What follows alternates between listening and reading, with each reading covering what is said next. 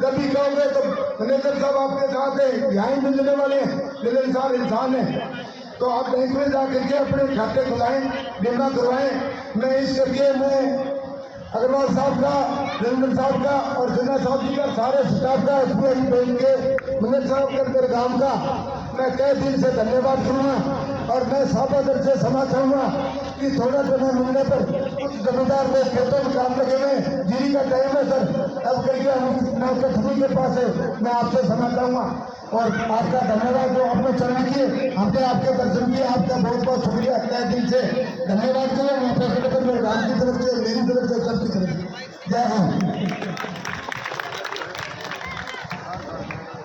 बहुत बहुत धन्यवाद सर।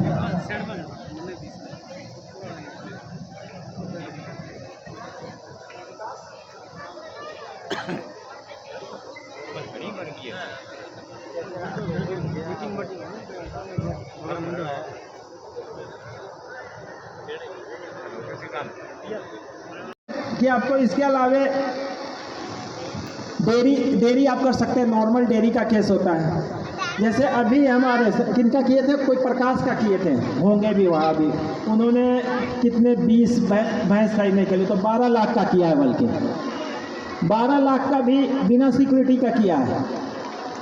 वो स्कीम होता है ना सर, अलग अलग स्कीम है। कोई स्कीम है जिसको सिक्योरिटी नहीं है तो सिक्योरिटी कोई ले भी नहीं सकता, ठीक है। उस केस में जो सिक्योरिटी होगा, अगर मान लीजिए कि आप जिस ज़मीन पे उस काम को कर रहे हैं तो वो ऑटोमेटिक वो प्राइमरी सिक्योरिटी में आ जाता है, उसको सिक्योरिटी नहीं कहते कभी उस केस में। हाँ, सिक्योरिटी जिस स्कीम में कहता है कि सिक्योरिटी चाहिए तो सिक्योरिटी के बगैर नहीं कर सकते। अब हमारे पास आप जा जाइए एजुकेशन लोन लेने के लिए, है ना, बच्चों को पढ़ाने के लिए, बच्चों को पढ़ाने के लिए एजुकेशन लोन लेने आइएगा तो 7.5 लाख तक अगर लेते हैं तो कोई सिक्योरिटी नहीं लेते, ले ही नहीं सकते सर। जो स्कीम कहता है उसमें ले ही नहीं सकते, कोई ज़बरदस्ती लेके रखे कोई करेगा। हमारे यहाँ अगर कोई एजुकेशन के लिए कोई आए होंगे तो अपने आप को बताएं कि हाँ, कभी उनको बोले होंगे हमने, उनको डॉक्यूमेंट बताएंगे इतने लाइए और ये चीज़ें डॉक्यूमेंट है। डॉक्यूमेंट तो हमें ही पूरा करना पड़ेगा। अगर डॉक्यूमेंट कोई नहीं है, कम अधूरे डॉक्यूमेंट के साथ आपको प्रपोजल अगर भेज देंगे तो यहाँ वहाँ होता रहेगा, क्या फ़ायदा उसका। इसलिए हम अच्छा, हमारे पास जो गए होंगे उनको पता होगा कि हम एक बार में सारे डॉक्यूमेंट लिख के देते हैं। अगर आपको कभी ये लगता है कि ये डॉक्यूमेंट कोई लगता है कोई टफ है, पूछिए मेरे से, कोई डॉक्यूमेंट टफ नहीं होता। किसी भी लोन के लिए आपका आधार कार्ड, पैन कार्ड आपके घर पे होता है। एग्रीकल्चर से रिलेटेड आपकी ज़मीन की फर्द वगैरह होगी, यही होगी। कोई दूसरे आप कोई चीज़ सामान खरीदेंगे तो कहाँ से खरीदेंगे, उसका कोटेशन होगा, उसको जाएगा, पैसे उसके खाते में क्रेडिट होगा, फिर उससे आप बिल लीजिएगा, अब सामान लेके आइएगा। पहले आपकी एक बार हम इंस्पेक्शन करेंगे, सामान आने के बाद फिर इंस्पेक्शन करेंगे, यही प्रोसेस है, नॉर्मल यही प्रोसेस है। बैंक वाले का एक रिस्पॉन्सिबिलिटी होती है कि हम जो पैसे दिए हैं आपको, जिस काम के लिए आप लिए हैं उसी काम में उसका इस्तेमाल होना चाहिए, उसके हम लिखे तो उसको हम चेक करते हैं। अब किसी को हमने 20 भैंस के लिए लोन दे दिया, ठीक है, पहले 10 भैंस लेंगे, अब हम पैसे दे देंगे तो फिर चेक करें 10 भैंस है कि नहीं है। अगर वो नहीं लिया है तो दूसरी वाला के लिए नहीं देंगे, उसको कहेंगे कि वो नहीं भैंस लिया तो पैसा वापस दो, यही होगा। अगर वो भैंस लेगा ही नहीं तो हमारा किस्त नहीं भर सकता, फिर तो डिफॉल्ट कर जाएगा, करेगा ना, इनकम कहाँ से आएगा। इसका मतलब कोई पैसे लिया और कहीं और लगा दिया, कहीं और लगाएगा तो हमें नहीं देगा। अगर कहीं बिजनेस में लगाना है तो आप बताओ मुझे कि ये बिजनेस करना, उसी बिजनेस के लिए लोन देंगे, फिर हम दूसरे बिजनेस के लिए नहीं देंगे, उसके लिए अलग स्कीम होगा, ठीक है। तो डेयरी एक तो सबसे कॉमन बताया कि आपको डेयरी के लिए आपको भैंस खरीदना हो, जानवर खरीदना हो, सबसे अच्छा स्कीम गांव वालों के लिए ये होती है। जितने भी लेना हो, चाहे आपको 50 जानवर के लिए करना हो, 100 जानवर के लिए करना हो, तब भी उसमें आपकी कोई सिक्योरिटी नहीं लगनी, नया बिजनेस करने के लिए। इसमें उसकी भी एक स्कीम है, उस स्टैंड अप इंडिया स्कीम जो है वो अनुसूचित जाति, अनुसूचित जनजाति या महिलाओं के नाम से कर सकते हैं। मान लिया है कि कोई जनरल कैटेगरी में भी है तो उनके यहाँ कोई महिला है, उनके नाम से कर देंगे, उस स्कीम को हम कर सकते हैं। उस स्कीम में जितना भी आप लेना चाहेंगे, चाहे 50 लाख तक लेना चाहेंगे, उसके लिए भी कोई सिक्योरिटी की जरूरत नहीं पड़ेगी। ठीक है सर। बाकी इसमें डिटेल डॉक्यूमेंट, किसी को जो इंटरेस्टेड होंगे आप बैंक में आइएगा तो डिटेल डॉक्यूमेंट बता देंगे। कोई भी डॉक्यूमेंट ऐसा नहीं होता जो कि हाँ खुद बनाना होता है। ठीक है सर। इसके बाद एक तो सबसे इजी स्कीम होती है कि हम सभी के घरों में सोना कुछ ना कुछ पड़ा होता है। कभी हमें सोना पे गोल्ड लेते भी हैं, लेकिन हम लोग ज़्यादातर क्या करते हैं, कोई गए प्राइवेट वाले से कहीं से लेते हैं, वहाँ कितना ब्याज पड़ता है जानते हैं? वो बोलते हैं 1.25 रुपये, लेकिन वो 2 रुपये से भी ज़्यादा ले लेते हैं। तो ये गोल्ड लोन सभी बैंकों में होता है, हमारे यहाँ SBI में भी है। आप आइए, 1 घंटा में वो भी लोन हो जाने हैं, उसमें देर नहीं होता, क्योंकि वो लोन बैंक में ही हम ही सैंक्शन करते हैं, हमारे पास ही उस लोन को सैंक्शन करने की पावर है, ये ऊपर नहीं जाता है। इसका ब्याज जो है, हमारे पास आप क्यों गोल्ड लोन लेने आइएगा? क्योंकि हमारे यहाँ ब्याज सबसे कम है। कितने हैं? अब भी ब्याज जब तो चल रहा 74 पैसे, 8.85 से 8.95, इतना मतलब मैक्सिमम 74 पैसे का ब्याज पड़ेगा हमारे पास। दूसरा बात क्या है कि आप जितने दिन तक लोन लिए रहिएगा सिर्फ उतने ही दिन का ब्याज पड़ता है। आपने आज 1 लाख रुपए ले लिए, 10 दिन के बाद कहिए कि हमें नहीं चाहिए, तो 10 दिन का जो ब्याज अगर 100 रुपया बनता है तो 100 रुपया ही लिया जाता है। ऐसा है ना? कभी SBI में जितने दिन लिए हैं और जितने पैसे लिए हैं सिर्फ उसी की ब्याज लगती है। फिर आप जब सोना पे लोन लेने आते हैं तो आपको खर्चा भी हमारे यहाँ कुछ नहीं पड़ता। वो ज्वेलरी से जो रहता है अपना, वो आपकी वैल्यूएशन देता है कि किस कैटेगरी का है, कितने वैल्यू का है, उसका रिपोर्ट देता है। उस रिपोर्ट की एक कॉपी आपको भी देते हैं। उसका करीब 300-350 रुपया का खर्चा होता है, यही खर्चा होता है, बाकी कोई खर्च नहीं होते। तो आपको कभी भी, अच्छा ये सबसे ईजी होता है। घर में कभी जब इमरजेंसी पड़ी ना कि आज तो कोई चीज़ का हुआ कि ये पैसे ज़रूरत है, तो हम कहीं और किसी के पास जाने के बजाय घर में अगर गोल्ड है, अगर एक चेन भी है ना, वो लेके पहुंच जाइए वहाँ अपना। कल को पैसा हुआ उसको भर दीजिए, अपना चेन वापस ले आइए। हम भी, हमारे साथ भी है। एक बार बेटा का फीस एक दिन भरना था तो घर में कुछ सोना था, लाए उससे 3-3.5 लाख रुपया लोन लिया, जाकर के भर दिया। धीरे धीरे पैसा हो तो उसमें भर देते हैं, जिस दिन सारा एडजस्ट कर देंगे सोना वापस ले जाएंगे। तो ये सबसे इजी है और सबसे अच्छा है। तो जब भी आपको ज़रूरत हो तो सबसे पहले SBI में जाइए, क्योंकि सबसे सस्ता पड़ेगा आपको वहाँ। क्या होता है कि एजुकेशन लोन में हमारे बच्चे +2 कर लेते हैं, उसके बाद कंपटीशन देते हैं, इंजीनियरिंग की जो एक पेपर होती है या मेडिकल की होती है, ITI, कई पेपर होते हैं जिसको देते हैं तो वो क्वालिफाई कर जाते हैं और बड़े कॉलेज में उनको एडमिशन मिल जाती है। वो कॉलेज वो ऐसे होते हैं जिस कॉलेज में वो बच्चा पढ़ता है तो उसको अच्छी प्लेसमेंट हो जाती है, अच्छी कंपनी में नौकरी लग ही जाती है। ऐसा होता है, तभी तो उस कॉलेज में एडमिशन लेता है। उस कॉलेज की फीस होती है, अगर वो 4 साल की कोर्स है तो कॉमनली 8 लाख से 10 लाख का फीस होगा करीब। कितना होता है? अब हमारे पास अगर उतने पैसे नहीं होते तो शायद हम बच्चे को उस कॉलेज में नहीं पढ़ा पाते। लेकिन सरकार की स्कीम है, आप 7.5 लाख रुपए तक बिना किसी सिक्योरिटी के एजुकेशन लोन ले सकते हैं। ठीक है? उसके लिए डॉक्यूमेंट कोई ज़्यादा कुछ भी नहीं होता। आप लोग बैठ जाइए, थोड़ी कुछ और जानकारी आपको दे रहे हैं। आपके हो सकता है ये जानकारी अपने इसके बाद जो बोलेंगे वो आपसे रिलेटेड हो, क्योंकि 4-5 चीज़ें और हैं जो आपको बता देंगे। और इसके बाद खाना का भी प्रबंध है, तो सभी से रिक्वेस्ट ले लेंगे। अच्छा, उसमें क्या होता है कि हम आप कहते हैं कि हम एजुकेशन लोन 7.5 लाख तो ले लेंगे, उसको भरेंगे कैसे, ये भी मन में सवाल होगा। तो बच्चा पढ़ाई कर लेगा, मान लिया उसकी 4 साल की कोर्स है, 4 साल तक, 4 साल में उसकी टोटल फीस कितनी है, मान लिया 9 लाख, 1.5 लाख आप लगाएंगे, 7.5 लाख बैंक दी, हर साल वो किस्त उसमें जा रहा है। 4 साल के बाद बच्चा वहाँ से निकलेगा, वहाँ से जैसे ही निकलेगा तो ज़्यादा 2 महीना 3 महीना के अंदर उसको कोई ना कोई नौकरी लग जाती है। उसको नौकरी लगेगा और सैलरी मिलेगा, वही अपने सैलरी से वही उसकी किस्त भरेगा, आपको किस्त भरने की जरूरत नहीं होती। इसके साथ में आपका जितने दिन वो पढ़ाई करता है उतने दिन के जितने भी ब्याज होते हैं वो सरकार देती है।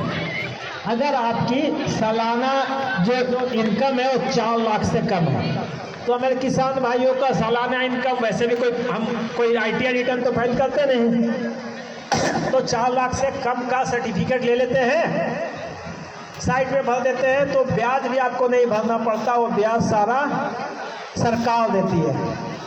तो 4-4.5 साल के बाद फिर पैसा कितना भरना होगा, 7.5 लाख लिए थे, 7.5 लाख ही भरने पड़ेंगे। उसके बाद से जो ब्याज लगेगी वो भी आपको देना है, पहले वाला नहीं देना है।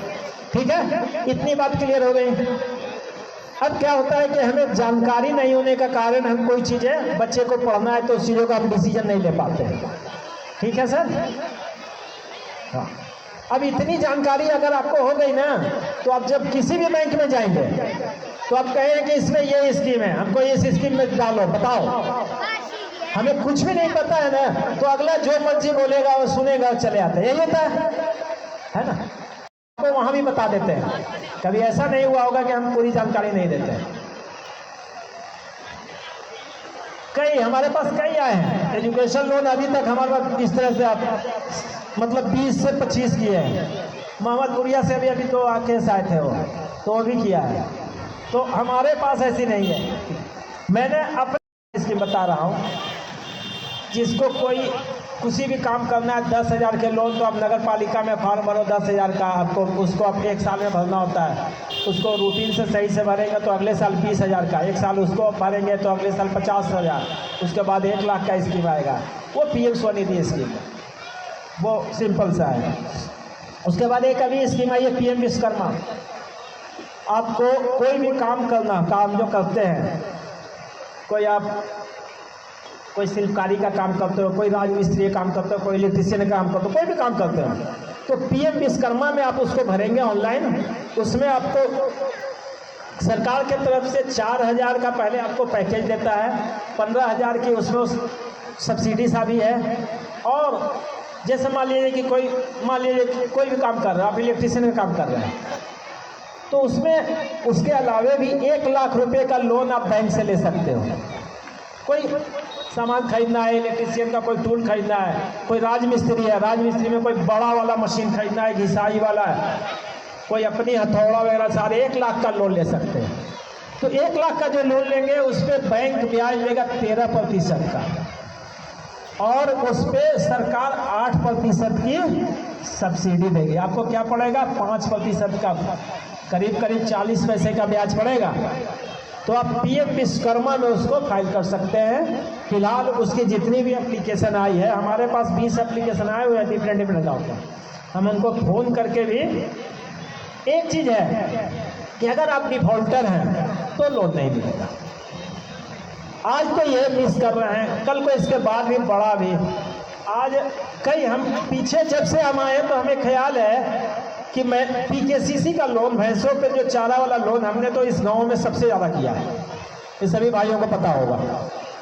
लेकिन मुझे बताऊं, मुझे खुद ही दुख के साथ कहना पड़ेगा कि कई भाई लोग यहाँ 1,60,000 के लोन दे दिया आपको, 1,000 रुपये महीना भी नहीं डाल सकते ब्याज भी। तो क्या जो डिफॉल्टर होंगे गाँव में, पुरानी डिफॉल्टर, तो वहाँ जाके वो कर सकते हैं। ये इसी 14 तारीख को शनिवार को है, तो वहां पहुंच सकते हैं, वहां आपको एक विकास मिलेगा। ठीक है, ये उनका वो अपनी रिस्पॉन्सिबिलिटी से हमें भी कोई कुछ नहीं करता, ये चीज है।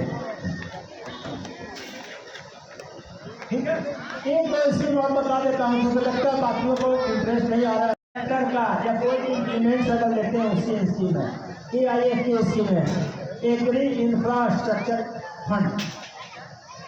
इसमें ये सबसे बढ़िया स्कीम है। आपको अगर ट्रैक्टर लेना है, ट्रॉली लेना है, कंबाइन लेना है, तो उसमें जितने का लेंगे उसमें सिर्फ 10% आपको देना है, बाकी लोन हो जाएगा। और इसकी सबसे खूबी ये है कि आपको ब्याज इसमें सब्सिडी मिलेगी, और आपको ब्याज 6% की लगेगी, 50 पैसे की ब्याज आएगी। ठीक है, प्राइवेट बैंक में जाते हैं, ट्रैक्टर लोन लेना रहेगा तो 2 रुपये का ले देता है, और फिर पहले अच्छा यहाँ जितने दिन लिए गए उसके उसी का ब्याज लगता है। तो सबसे बढ़िया स्कीम है अभी सरकार की, सबसे बेनिफिट वाला। किसी भाइयों को लेना हो, कंबाइन लेना हो, ट्रैक्टर लेना हो, ट्रॉली लेना हो, या किसी को कुछ भी कोल्ड स्टोरेज बनाना हो, गोडाउन बनाना हो, अगर किसी को गोडाउन बनाना है तो 2 करोड़ तक का लोन बिना सिक्योरिटी का, इससे ब्याज 50 पैसे का, ये स्कीम है। तो किसी को इससे इंटरेस्टेड जब हो तो आप बैंक में आइएगा, डिटेल बता दूंगा उसमें क्या कैसे करना और क्या क्या डॉक्यूमेंट। आपको डॉक्यूमेंट नहीं बनेगा, आपको बनवा भी देंगे, अगर वो बंदा बता देंगे। CA बनाता है, 1000-2000 रुपया लेता है, उसका तो है ही काम, तो उसी चीज़ को पढ़ाई किए तो अपना फीस ले लेंगे। तो CA बता दूंगा, यहाँ पर एक कई CA है, वो आपको डॉक्यूमेंट सारा तैयार कर देगा। आपको कोई भी काम इस तरह का कुछ लेना हो तो बता, ठीक है सर। इसके बाद एक है कि हम महिलाओं और हमारे SC ST कैटेगरी के लिए उसमें भी जितने भी आप लेंगे बिना सिक्योरिटी का दिया जा सकता है। जैसे एक भाई को अभी दिए हैं 12 लाख का, मधुमक्खी पालन करना हो, कोई जो हमारे भाई लोगों को कार लोन लेना हो वो भी दे सकते हैं। कार लोन के लिए क्या होता है कि आपकी IT रिटर्न फाइल होनी चाहिए, नहीं तो आप एग्रीकल्चर है तो फॉर्म J लाना होगा, जो डॉक्यूमेंट होता है। ठीक है, मकान बनाने के लिए लोन ले सकते हैं। लेट गई।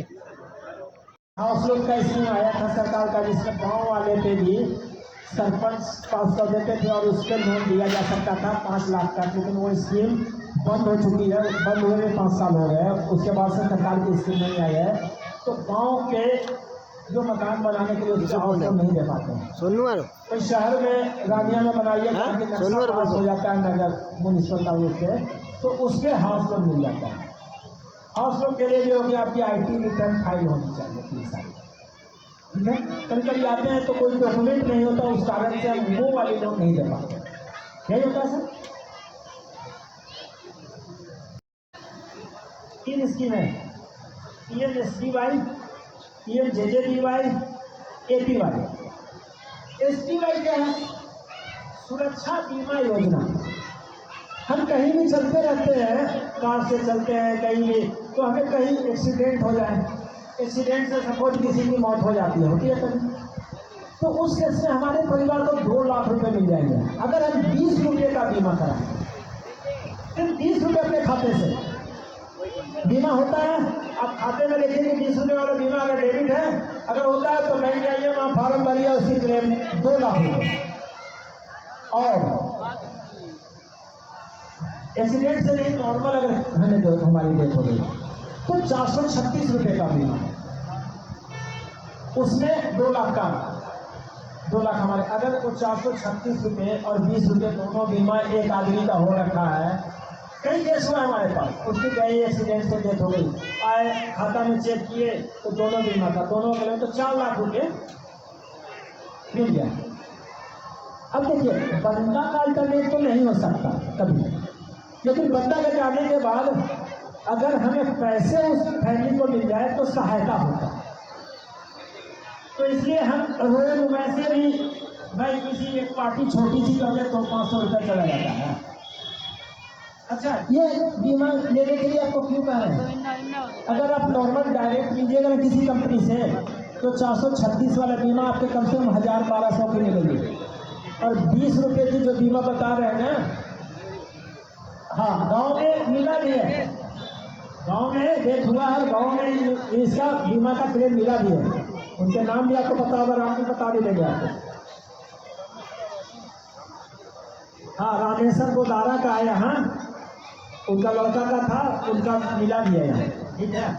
तो नॉर्मल क्यों होता है, अगर आप एक्सीडेंटल इंश्योरेंस लेने जाएंगे 2 लाख का, तो आपको कम से कम कितना पैसा लगेगा, 100 रुपये। इसका मतलब 20 रुपये आपके खाते से जा रहा है, 80 रुपये सरकार आपके बदले दे रही है। सरकार कभी भी सारे पैसे खैरात में नहीं, सरकार सारे पैसे खैरात में देते, वो भी ठीक नहीं देना चाहिए। हाँ, तो 20 रुपये ये सिर्फ आपसे ले रहा है, तो आपको ये बीमा लेनी चाहिए। वैसे 436 रुपये ले रहा है, जिसमें कम से कम 1200 रुपये आपका लग जाता है, तो बीमा लेना चाहिए। तीसरी स्कीम है APY, अटल पेंशन योजना।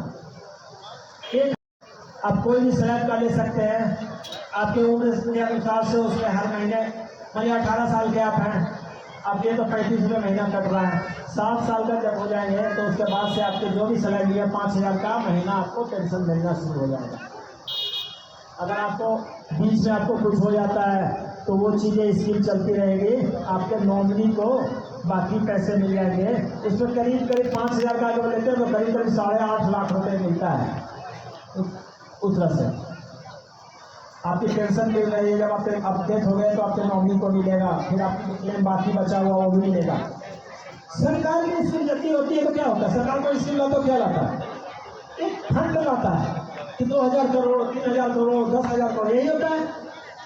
ये इस स्कीम के लिए करना है, तो उसमें उसको इस्तेमाल होना है कि ये काम ऐसे होगा तो इसमें सब्सिडी इस रूप से दिया जाएगा, यही होता है। कोई भी सरकारी स्कीम लाता है तो उसमें सरकार का पैसा आपके लिए एक फंड रखता है जिसका इस्तेमाल किया जाता है। अब मान लीजिए हमने KCC लिमिट बना लिया, मान लीजिए 5 लाख का बना लिया, 3 लाख तक सब्सिडी है। सब्सिडी कब आएगा, अगर हम 3 लाख तक खाते में से निकाले रहेंगे तभी आएगा। अब कई भाई लोग वो भी नहीं निकाल रखे हैं, तो सब्सिडी कहाँ से आएगा, नहीं आएगा। तो अगर हमारे आप 10 लाख के लिमिट दिए, 3 लाख को निकाले दो रहे, चाहे 3 लाख का निकाल करके FD बना दीजिए। FD पे आपको कितना ब्याज मिलता है बैंक से, 60-70 पैसे का मिलता है ना। 3 लाख तक KCC में कितना ब्याज रहेगा, 33 पैसे का। वहीं से 1 से निकाल के महीना दीजिएगा तब भी आपको फायदा है ना, नहीं। तो 3 लाख तक तो हमेशा KCC अगर कोई ले रखे है तो उसको अवेल जरूर किए। अच्छा, हमारे एक चीज और आपको बताना चाहूंगा कि जैसे हमारे खाते होते हैं उसमें हम नॉमिनेशन नहीं किए रहते हैं। कभी होता है हमारे पास कई लोग आते हैं, डेट हो गया, खाते में पैसा पड़ा है, तो उसमें नॉमिनेशन नहीं है। नॉमिनेशन में तो हम डेट क्लेम का उतना पेपर देते हैं, चलिए डेट क्लेम का पेपर देते हैं, आप जाते हैं तहसील में बनवा कर ले आते हैं, बन भी जाता है।